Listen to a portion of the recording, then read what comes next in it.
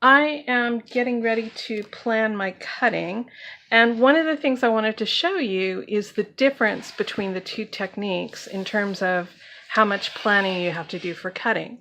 So here's my block on this one, and you can see that pretty much all I had to do was measure from the edges and cut straight and create a frame, because this block is glued so that the distance from here to here is the same all the way down. In contrast, what's happening here is, let me open this cover a little bit.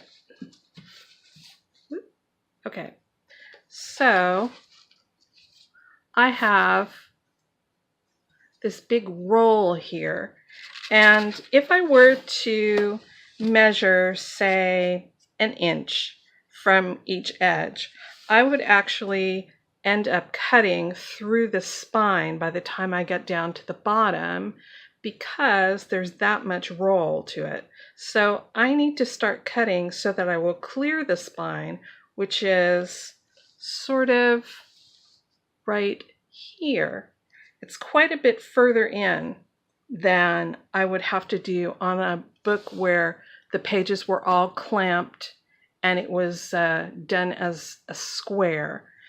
So a little more planning, and also I tend to do something interesting in the center of books like this to hide the fact that the distance from the spine to my cut edge is so big over here and will be so much smaller over here.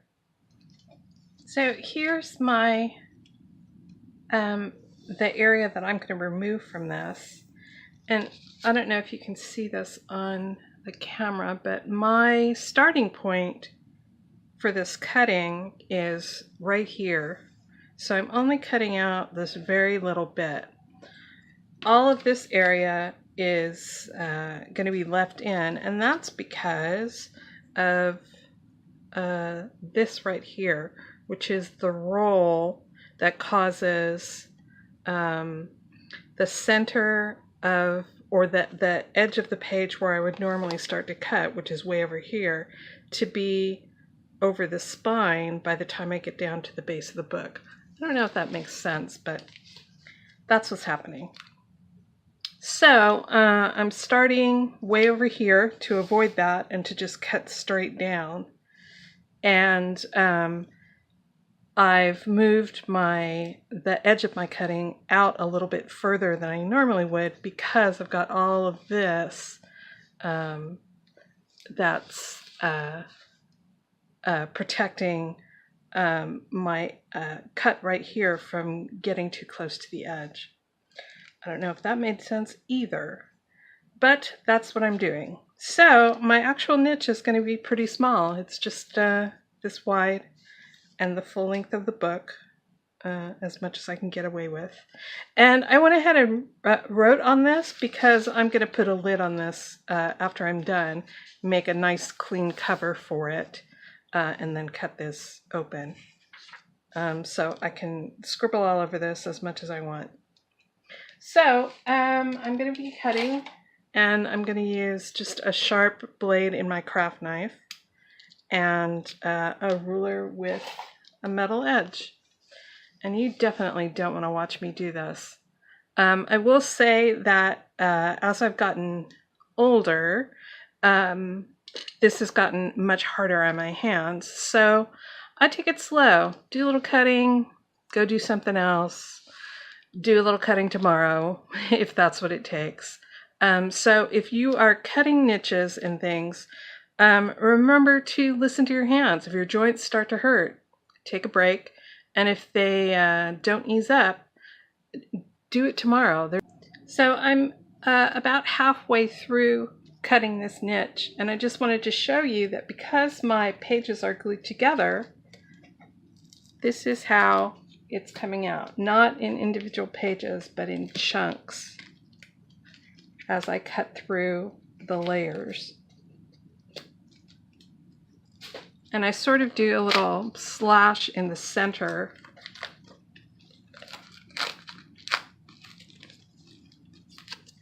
to help me get this out because it's hard to grab along the edges.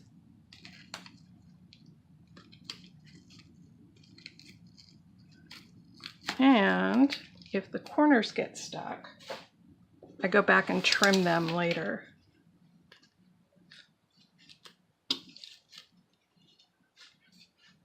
Just like this.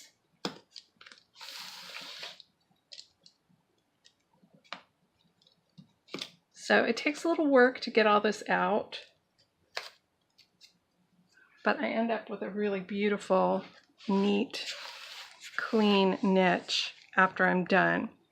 And I also wanted to show you that this is why I said I was going to cover this over. Almost always this top page takes a beating. It's come loose. It's not glued down as much as I would like. So it looks like my dog chewed it. But once I get this all cut, I can just cover it up with 1 or 2 pages and then cut a nice clean square from that cover. So here's my book. The cutting's all finished and I've got a hole.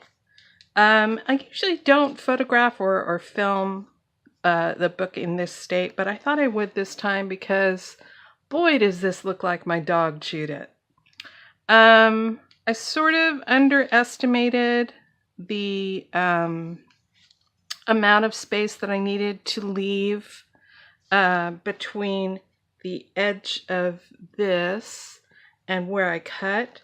So I ended up cutting much closer to the spine than I would have liked. But I made it work. And you can see there's all these fuzzies from imprecise cutting. It's really hard to cut a niche this deep when the block is glued all together. So I kind of regret choosing to do that. So what I've been doing is just taking a sanding block and sanding off all the loose little bits of paper and then pulling them away as much as I can to make this a little bit neater. But I'm not really too worried about this being perfect cutting because it's going to be filled with a bunch of stuff that's going to cover up the majority of this. So once I get this all cleaned out and sanded down, I'm going to do 2 things. One is apply some sort of glue to the inside of this to make it a little more stable because you can see it's kind of mushy right now, especially where it rolls. I've got this separation here between the cover of the book and the pages, so I need to make this a little more stable. And then this was the cover sheet that I pulled out while I was cutting. I'm just going to glue this back here to create a clean finish on the inside. And it's a finish that matches the paper that's around the niche. And then, as I mentioned before, I'm going to do a cover sheet to cover up all of this mangy looking stuff. So there's still a lot of work to do, even though the hole is cut.